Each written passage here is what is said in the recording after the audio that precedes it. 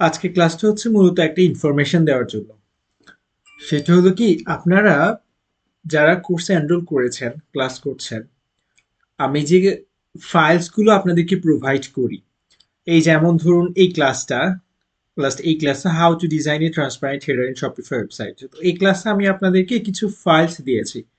তো হয় কি, অনেকেই যারা খুব বেসিক থেকে শুরু করেছে, এরা হয় কি যে মেসেজ দেয় কিংবা কল দেয় অথবা লাইভ সাপোর্টে কি বলে, ভাই ফাইলস গুলো যে দিয়েছেন ওটা তো আমি খুঁজে পাচ্ছি না, ওগুলো আসলে কোথায়। তা আপনাদের যেন এই প্রশ্ন আর করতে না হয় বা এই প্রশ্ন ফেস করতে না হয়, সেই জন্য হচ্ছে আজকে ক্লাসটা।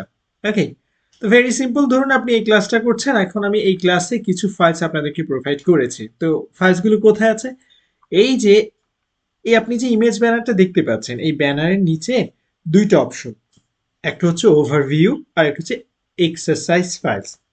যে ফাইলসগুলো আমি দেব, যে ফাইলসগুলো আমি দিয়েছি, সবগুলো ফাইলসই এই যে এক্সারসাইজ ফাইলস এখানে থাকবে।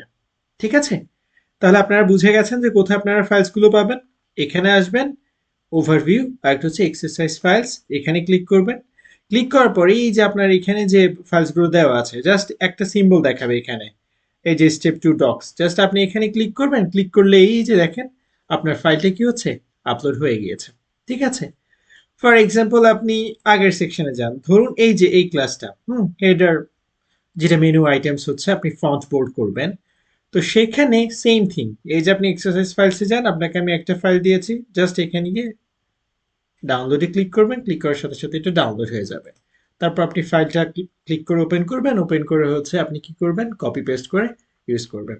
তো প্রত্যেকটা ক্লাসে এরকম আপনার ফাইলসগুলো হচ্ছে এক্সারসাইজ ফাইলসের এর নিচে সবগুলো ফাইলস দেওয়া থাকে, ওখানে গেলেই ফাইলসগুলো পেয়ে যাবেন। আশা করি আপনাদের আর ফাইলসগুলো পেতে কোনো সমস্যা হবে না।